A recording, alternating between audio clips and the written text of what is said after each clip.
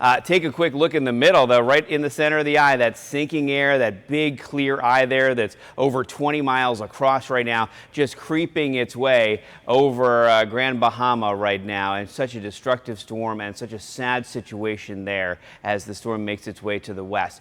We've got some wind gusts coming in, some reported wind gusts, 47-mile-per-hour wind gusts in Judeau Beach, 39-mile-per-hour wind gusts north of Jensen Beach there. And as we take a look at Dorian in the latest track, it still has winds of 165 miles per hour. However, it is going to weaken a little bit, most likely, as we get into tomorrow. But even so, weakening from a Cat 5 to a Cat 4, still a devastating storm. And the cone making its way inland here as some computer models still bring it in really close to the coast as we get into late tonight and into tomorrow. And then it starts to move off to the north pretty quickly. Katya in a minute is going to show you how high those winds could get. Let's talk watches and warnings.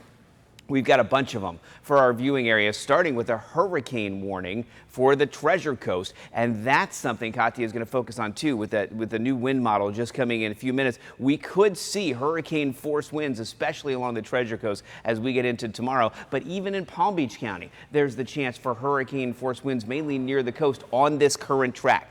I want to make sure that you understand that, because if it shifts a little farther to the west, we could see more hurricane conditions spreading inland as we get to tomorrow. There's a tropical storm warning in effect for Palm Beach County and for Okeechobee County, and there is a storm surge warning. This is one thing we're going to be talking about probably more than anything else after all the rains are gone and the storm starts to move to the north. That storm surge coming inland, we're going to see what that does over the next couple of days, but some big waves on the way. We're looking at a storm surge warning for all the Treasure Coast and right along the coast in Palm Beach County. We're waiting for the next big update that's going to come out is going to be 11 a.m. today. We just had the 8 a.m. That'll have a new forecast track, new intensity forecast, and any watches or warnings and a full discussion on the latest from hurricane hunters. But let me turn things over to Katya here, who's looking at some of these new wind models and the possibilities of the types of winds we could see over the next 24 to 36 hours. Yeah, we've been talking about the high potential of seeing those tropical storm force winds. That's winds over 39 miles per hour. That's really high,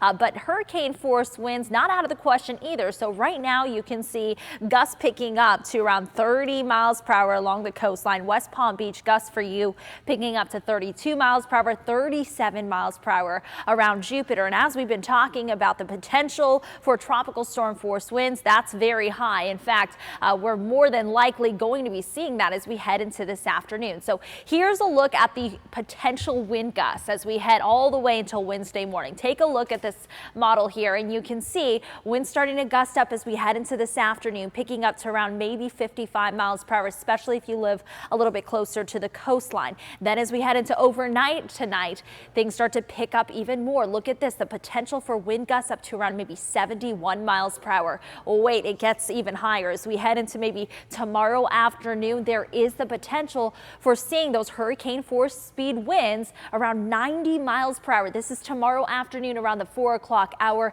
And then you can see as the storm starts to shift north, the winds will begin to wind down. But even into early Wednesday morning, we could still be seeing high wind gusts out there. In fact, it's not really looking like until Wednesday night that we'll start to see things really taper off.